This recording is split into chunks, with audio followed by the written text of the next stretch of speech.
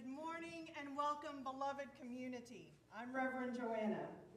And would you like to introduce is this your shadow self? Yes. Our gathering hymn, please. Good morning and welcome to Live Oak. Please rise and body your spirit for our gathering hymn, number 362, Rise Up, O Flame.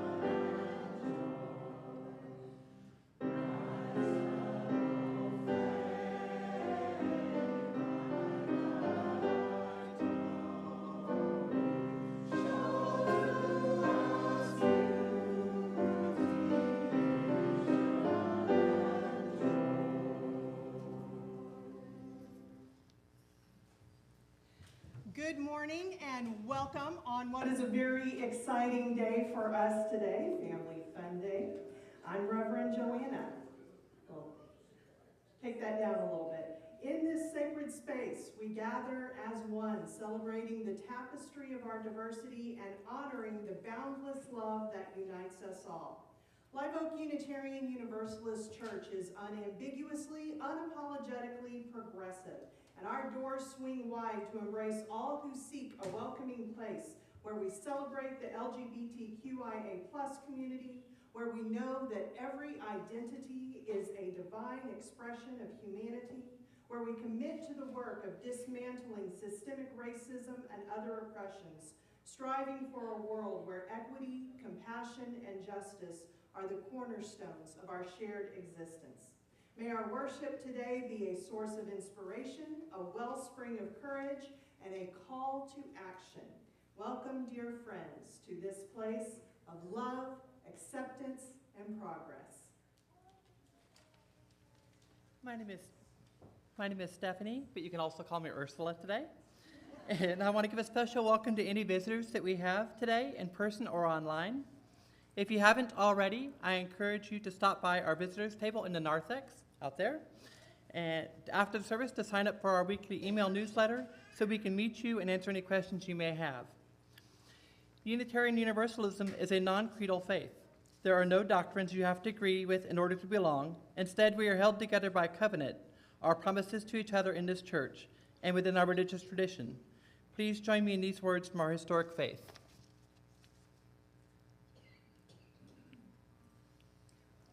Love is the spirit of this church, and service its law. This is our great covenant, to dwell together in peace, to seek truth and love, and to help one another. We unite with you churches around the world by lighting our flaming chalice, the symbol of our religion. Today, Keegan will be lighting our chalice. Here and at home, we light it today with these words.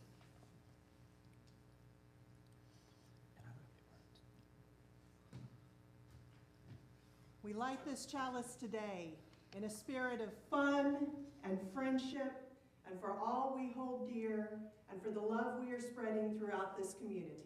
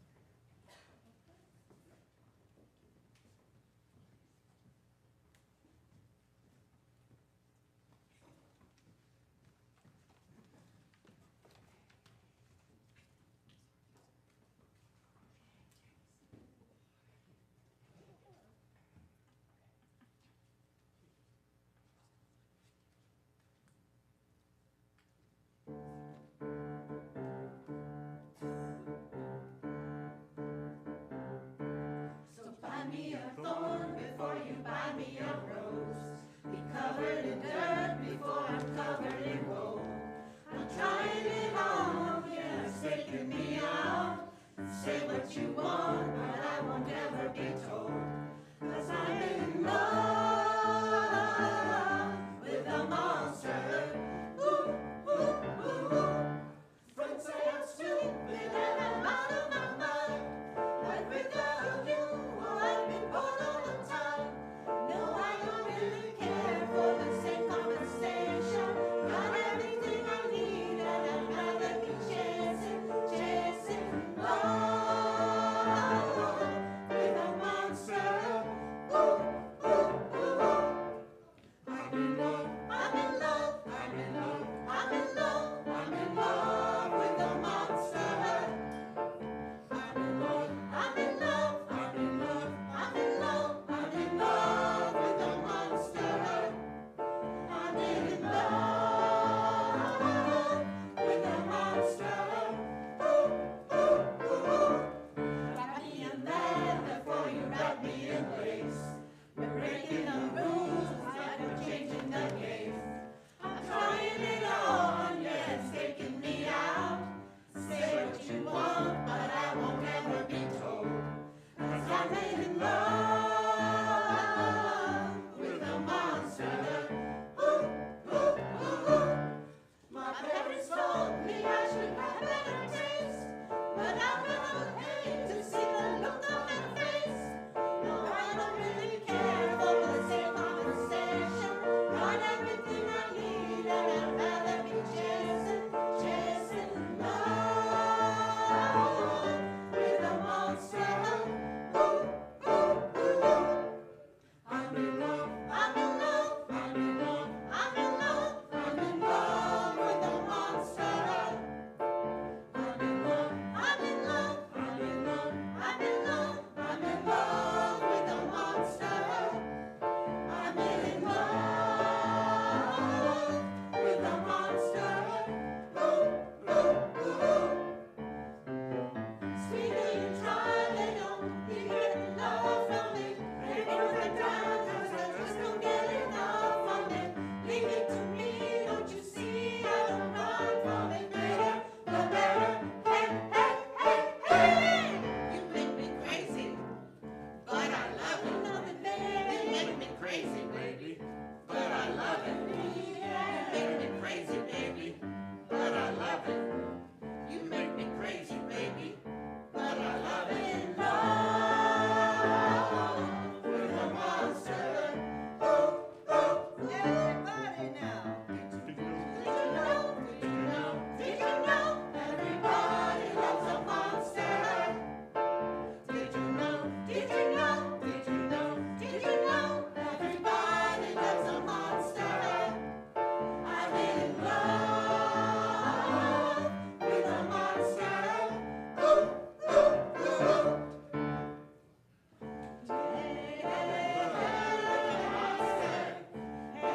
Are you in love with a monster? I never find another monster. I wanna know, with a monster. I'm in love.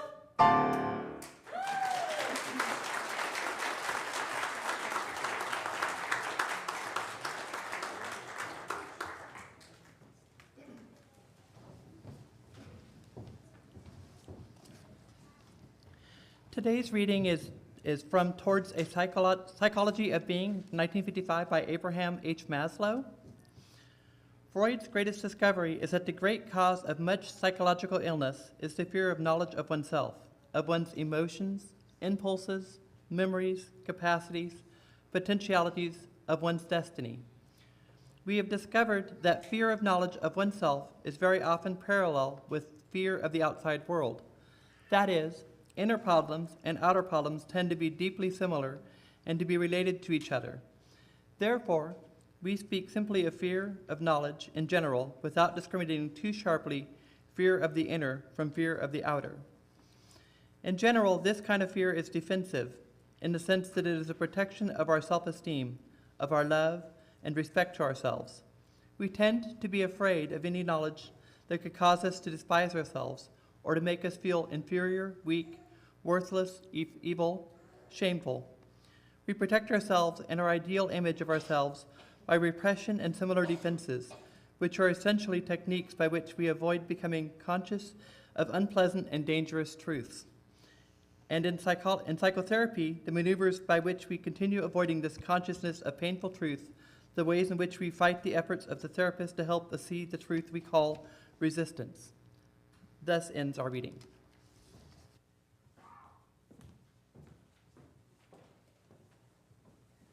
For the past 31 years, Live Oak has been a beacon of acceptance, love, and inclusivity in an area where our values often challenge the status quo. In a world where divisiveness and intolerance seem to grow stronger, we firmly believe in the transformative power of our faith and the positive impact that we are having in our area. We invite you to make a financial contribution to help sustain this church's vital work, knowing that every gift, large and small, is appreciated and carefully used in service to our mission. Stewardship of this church takes many forms, and all of them are gifts. Gifts of money, gifts of time, gifts of service. Today we recognize the gift of service with the Bronze Acorn Award, given to a team that exemplifies the giving of time and talent to help Live Oak advance our mission. Are the members of the Family Fun Team, Joel Burkew, Crystal Jervis, and Jackie West. Are they? There's one. They have been running around like crazy.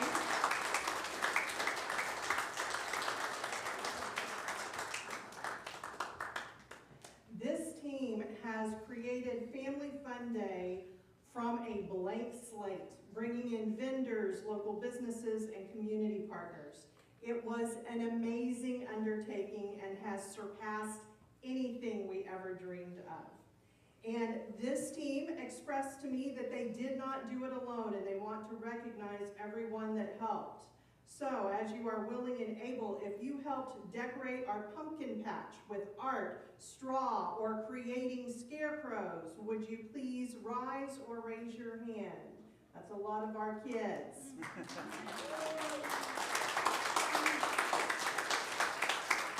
If you unloaded pumpkins, anyone who unloaded pumpkins, would you please rise?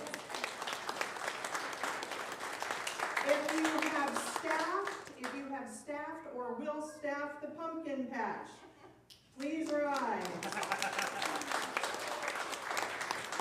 And remain standing, all y'all.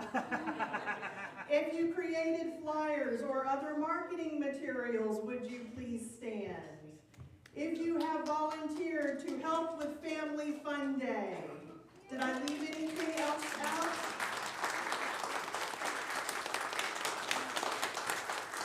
Thank you. You may be seated. Please join me in celebrating and showing our appreciation for the Live Oak Family Fun Day and all of our helpers.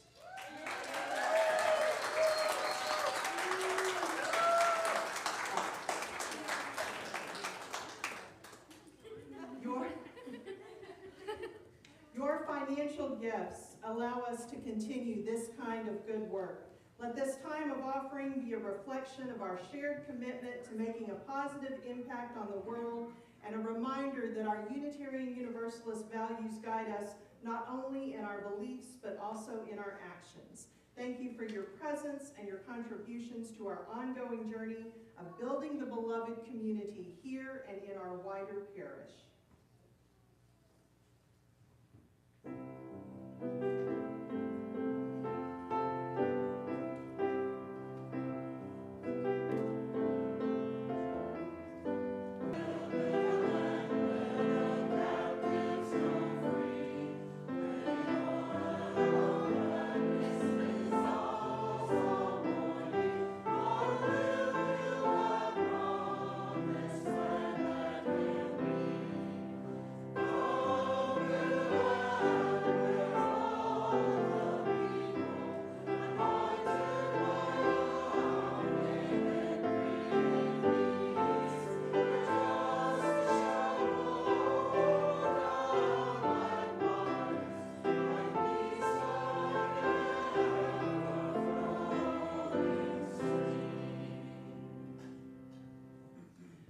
our story today may be one that if you're a Gen X, you grew up with or have told to your kids, the monster at the end of this book. Who's that character there? Who's that? Crawford. Hello, everybody. This is a very dull page. What is on the next page? What did that say? On the first page, what did that say? Did that say there will be a monster at the end of this book? It did? Oh, I am so scared of monsters. Shh. Listen, I have an idea. If you do not turn any pages, we will never get to the end of the book. And that is good, because there is a monster at the end of this book. So please, do not turn the page. Should I turn the page? Yes. You turned the page!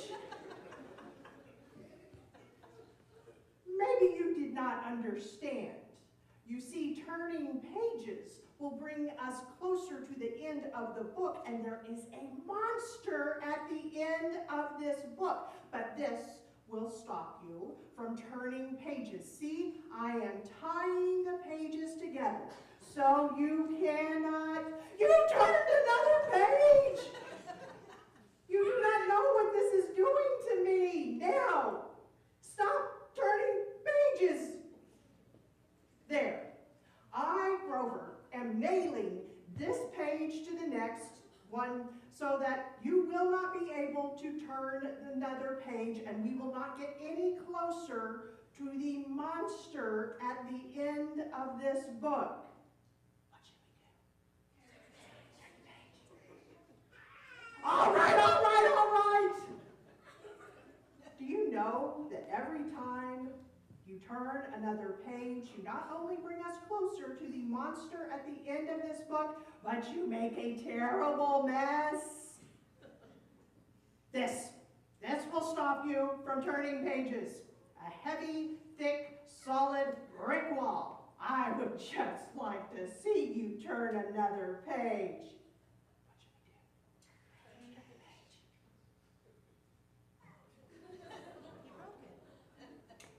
Do you know that you are very strong?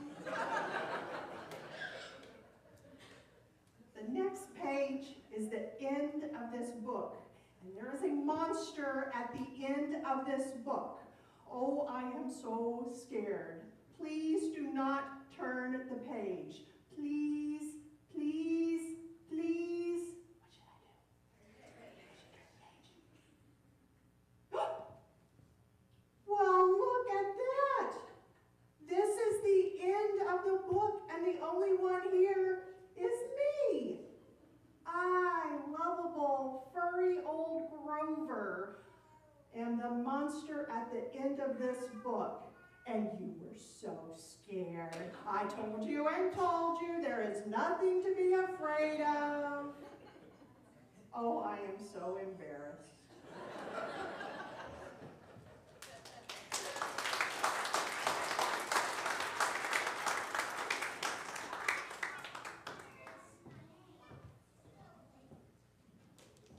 Please rise as you are able and willing. Able and willing for hymn number 1012, When I Am Frightened.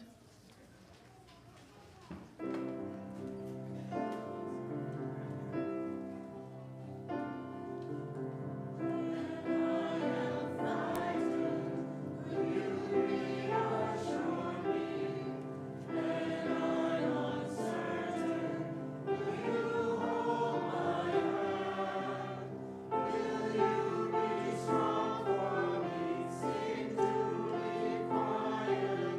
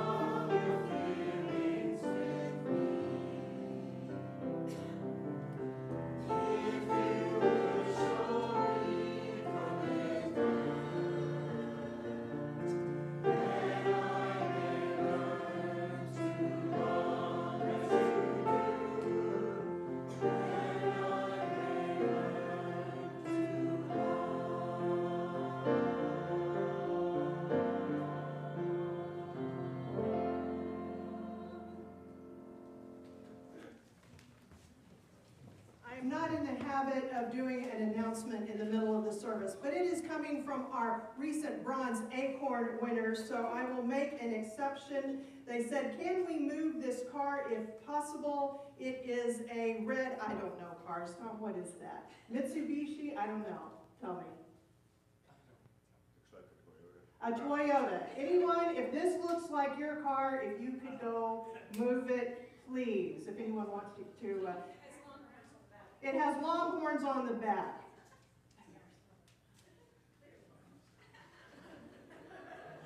Okay, Chris will have the phone. You can come check with it. If you have a red car, come check with Chris.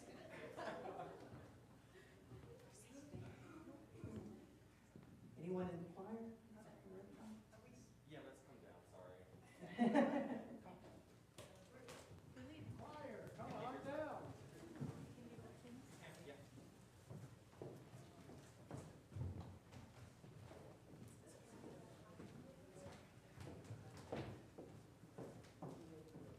So I have right now in my garage a rat. This is not a euphemism. It is not a metaphor. He's small and brown, and we have been calling him Remy from Ratatouille.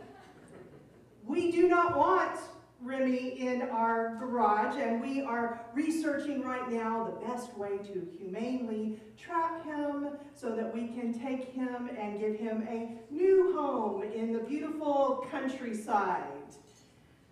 But for the time being, what is happening is every time that my youngest daughter or I need to go into the garage, we go up to the door and very politely but loudly knock.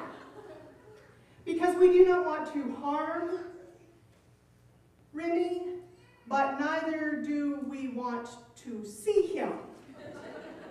We do not want to be startled by him. We do not want to come nose to nose with him on the shelves on the other side of our garage door. We don't want to be scared by Remy. What is the fear that you hold? What is the monster at the end of your book? I suspect that for many of us, it is not like Remy. It is not something external. It is something inside, right? As Taylor Swift sings, it's me. Hi, I'm the problem, it's me. What are the things that keep you from becoming who you want to be or doing what you want to do? Shakespeare said that to thine own self be true, but there is a step required before that. And in order for us to do that, we have to know who we are, and not our idealized version of ourselves, but we have to know who we are completely. And this challenge of knowing who we are in all aspects seems to be something that is just core to being human, because it was also an ancient concern. Back in the temple of Apollo in Delphi, above the doorway, if you were going to walk into that, it said, "Know thyself." And this was already something that was much discussed among the philosophers of that time. They knew how difficult it was. Plato talked about this. Socrates talked about that.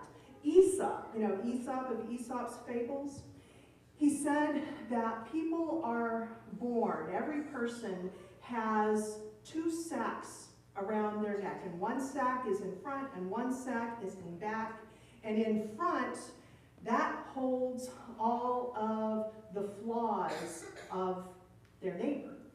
And on back, that holds all the flaws of themselves. It's much easier to see the flaws of our neighbor, right?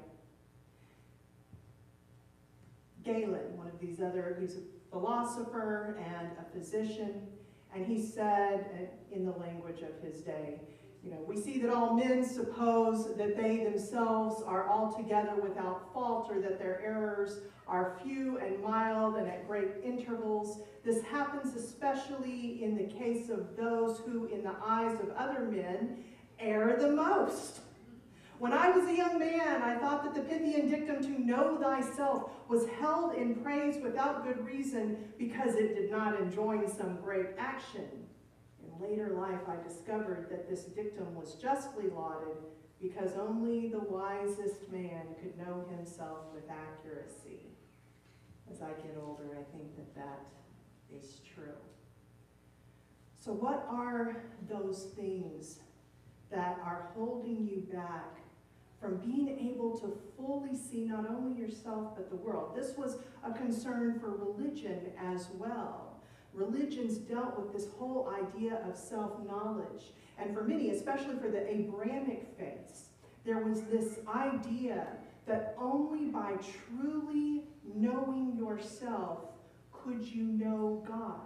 But that if you did, if you engaged in that fearless moral inventory, that this was a way of knowing the divine. But it's hard. It is so hard to do this. And so we often push down and repress, and like Grover, we don't want to see the monster at the end of the book. There's also this modern day scripture of the show Ted Lasso, where the fictional therapist, Dr. Sharon Fieldstone, says the truth will set you free, but first it will piss you off. We don't want to look too close, right? As Taylor Swift also says in that same song, which is called Anti-Hero, I will look directly at the sun, but never the mirror. So there is this concept referred to as the shadow self. And it was really developed by Carl Jung. And in it, it's the idea, the shadow self is everything that we don't want to acknowledge about ourselves. And specifically, it's the things that we consider to be unacceptable. And so just like me going out into the garage, I don't want to see it. If I don't see it, then I can deny that it exists. But denying that it exists, just like it doesn't make my rat friend disappear, it doesn't make those elements of us disappear either. And in fact, what it does is it hides from us in its own way, but it's still there, but we have no control over it.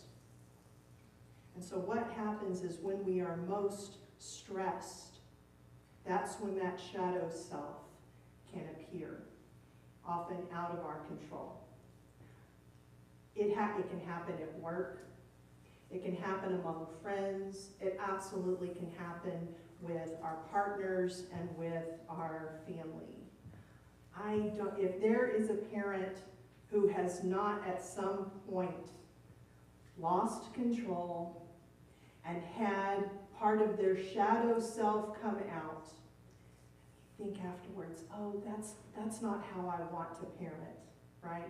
Whether it's raising your voice or doing the you'll do it because I said so, or any of those things, right, that we have vowed not to do.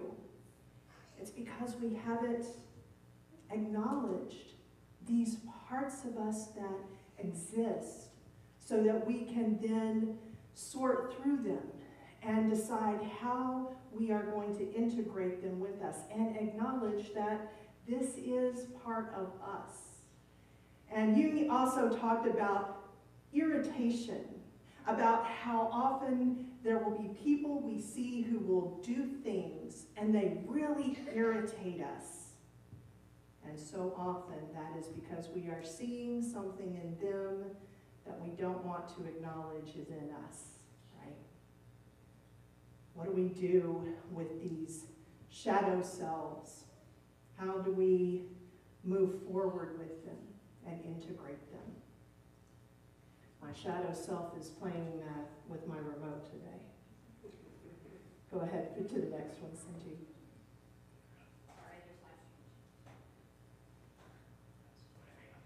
Hold on. Integrating the shadow self. So Jung talked about this. The meeting with oneself is at first the meeting with one's own shadow. The shadow is a tight passage, a narrow door, whose painful constriction no one is spared, who goes down to the deep well. But one must learn to know oneself in order to know who one is. This idea of Jung's was not something new. Stevenson had already written about it in Jekyll and Hyde, which for my generation, most of us learned about that through the art of Looney Tunes. I'll remember that. The idea of there being two selves, and the self that is the negative one is the one that we can't control. But here's the thing.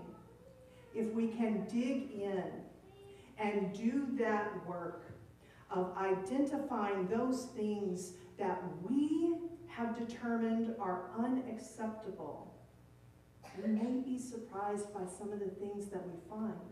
Because these things, it's not like we sat down one day with paper and pen and said, I am going to determine all of the traits that are unacceptable and I'm simply not going to have them be part of me. It happened unconsciously. It happened through our life experiences and things that we were taught. And so as we do the work of delving in to these things that we don't want to show, these things we want to hide, we may discover that we have some strengths. We have some good things that we never even knew about. Many of us have been taught that we must suppress sadness and grief and definitely tears, right? Big girls, big boys, big non-binary, like everyone is taught, if you are mature, you don't cry, right?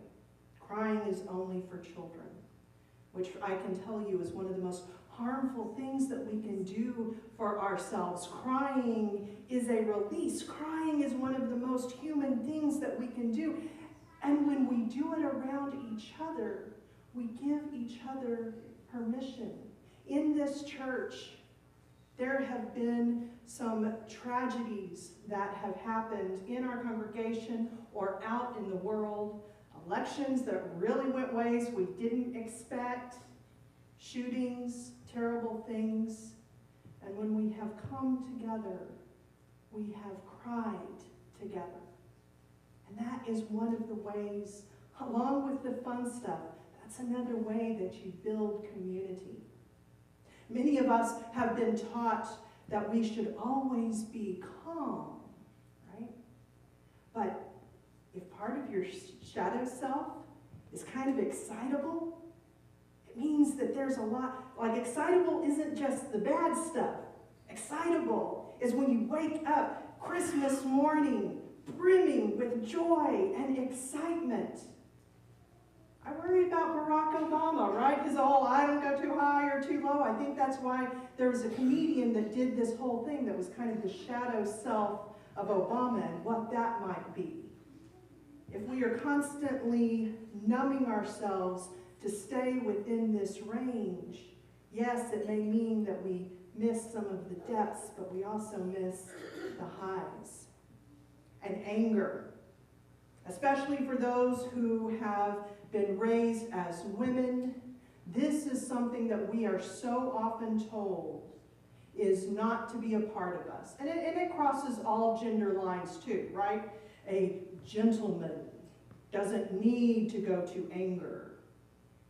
But the thing is, that part of us is human and necessary. And we're seeing right now in our world that there are legitimate things to get angry about. And that anger, in fact, can fuel us. As you delve into this shadow self, it is amazing all of the things that you may find that are going to make you more whole and complete. Therapist and writer Connie Zwiggs says, the shadow, when it is realized, is the source of renewal. The new and productive impulse cannot come from established values of the ego. When there is an impasse, a sterile time in our lives, despite an adequate ego development, we must look to the hitherto unacceptable side which has been at our conscious disposal. No progress or growth is possible until the shadow is adequately confronted. And confronting means more than merely knowing about it. It is not until we have truly been shocked into seeing ourselves as we really are, instead of as we wish or hopefully assume that we are, that we can take the first step toward individual reality. There can be gifts when you dive into learning about your shadow self, and there absolutely can be things that you do not want to act out of, but you first need to confront them in order to get control over them.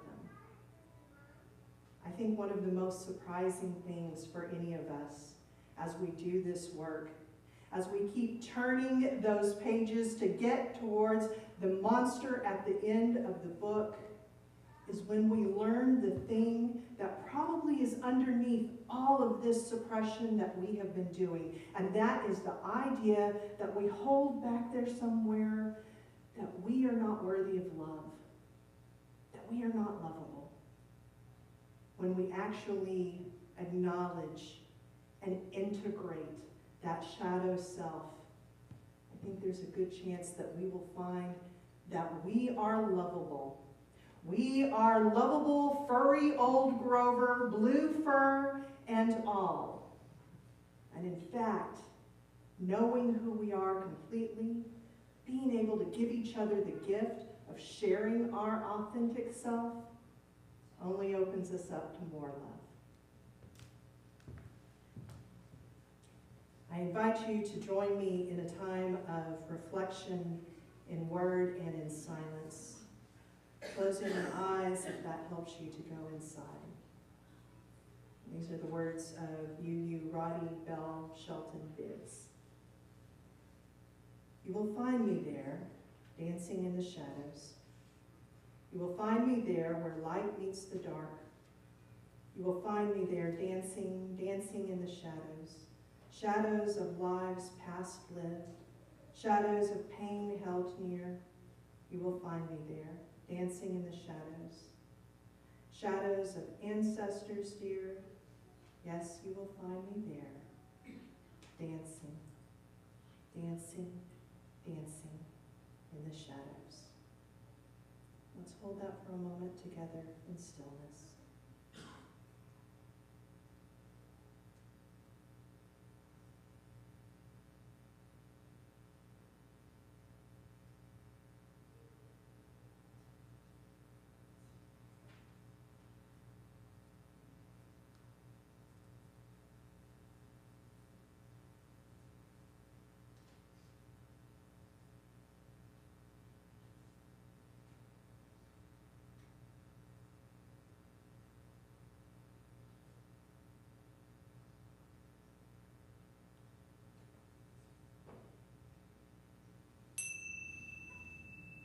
Amen and blessed be.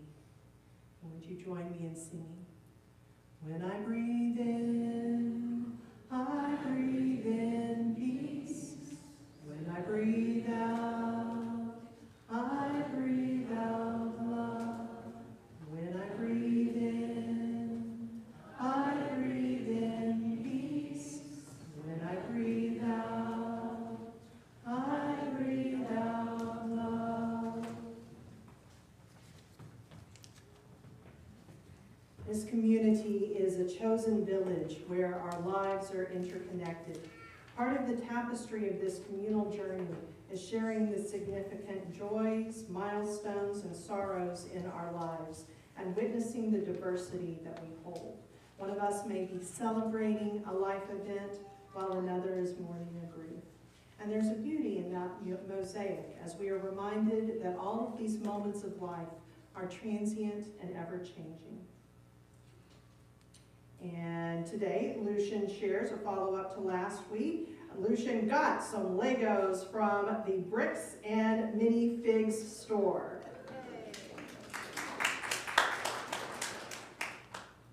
Apollo shares, this week has been a little rough, but I kind of adopted a freshman, in fact, a few freshmen. LOL. And Tracy and Jonathan Norwood shared that Willow is turning 3 this week.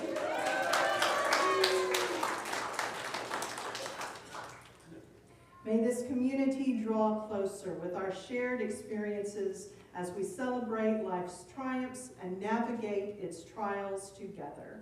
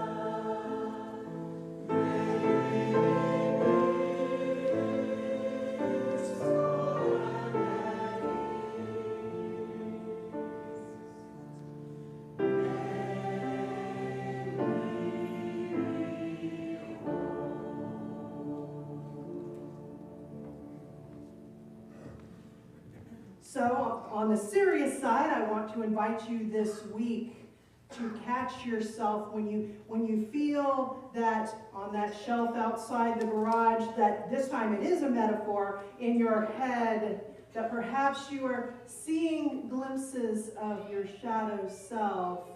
Don't look away. Pause and see if you can see it more directly. And an immediate fun invitation is to join us for our Family Fun Day outside. As Henri Frederic Emile says, life is short. We don't have much time to gladden the hearts of those who walk this way with us. So be swift to love and make haste to be kind. Go in peace.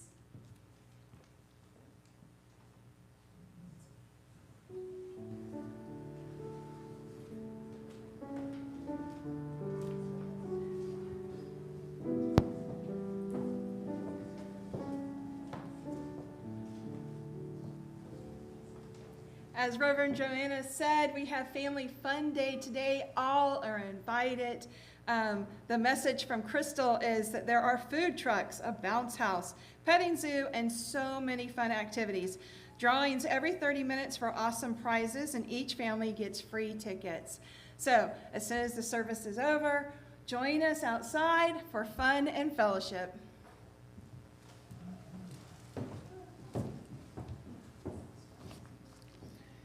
Please join me in extinguishing our chalice with these words by Unitarian Universalist Wayne Amason.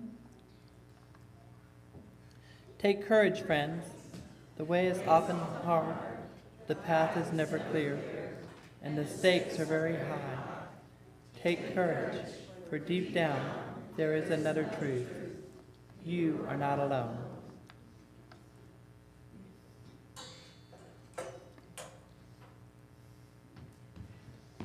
Let us leave this service with renewal in our spirit and a song in our heart. Please rise for hymn number 1024, When the Spirit Says Do.